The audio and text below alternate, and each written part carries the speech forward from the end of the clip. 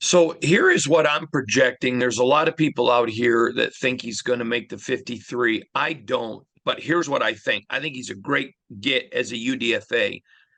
But when I'm talking to other people around the league as well, why do you think he wasn't drafted? It's those issues that hand foot coordination. But I think this is a guy the Raiders put on the practice squad for 1 year because they've got some great offensive line coaching. And this is a guy I look in 24, maybe even late in 23 to be called up with an injury or whatever. But a guy I look to really make his impact in 24. Do you think I'm being fair to the kid? Yeah. I mean, I don't think it's going to take long to teach it. Because it's not the This is work ethic. no, it's not the work ethic. It's not the fact, some of these kids, you try to teach them things and you might as well be teaching a brick out here because it's going to take them about that long to learn it. They just, for whatever reason, some people learn faster than others. Some people can look at something and immediately grasp it and have the concept and go on. Some people struggle with it. Same reason in school, taking a test. Some people can read the book, come in, take the test, get out with an A. You've got others that spend 2 days staying up late at night studying for the test and hoping to all that they hope to that they make a C. I want to read you a text I got from a NFL executive, if you don't mind. Sure. When I asked him about Dalton, and because you know Dalton personally, you know him as a player, covered him every day, and I want to see if this meshes with you. Okay. He said, we really liked him. We targeted him as a UDFA, but the Raiders nailed him, paid him big jack.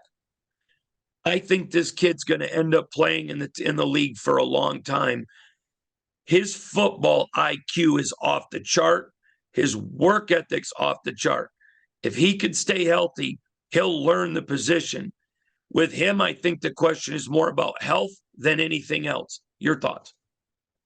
Health is a big issue with him, particularly his back issue. He's got a back issue, and it is a real. I know people that are in the medical business with the doctors that handle the Razorbacks, and they've told me, yes, it's a real injury. He's not faking because you got a lot of these kids nowadays. They get a hangnail and they want to take 2 months off. I mean, really, you know. I mean, I remember playing and I've got blood coming everywhere, and they're like, "Where are you cut?" And I'm like, "I have no idea," and things like that. So, he's not one of those guys. He had a serious back injury, but he's a good guy. He has the work ethic. He can ignore pain to a certain extent, and most of his problems have been with that back. That has been a nagging problem that you can't get rid of, and about the only thing you can do to get rid of it. Now, he's going to get with an NFL team. And despite what a lot of people think, they got better doctors and stuff and people that are better at knowing that stuff. What colleges have. I don't care what colleges say. NFL teams got better than you got.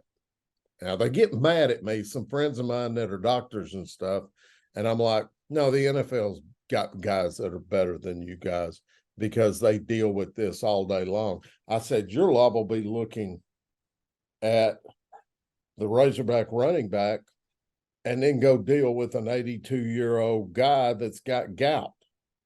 Right. I know there's a lot of excitement for him because of his size. There's a lot of excitement because of his ties to WWE. I'll ask you about that in a minute.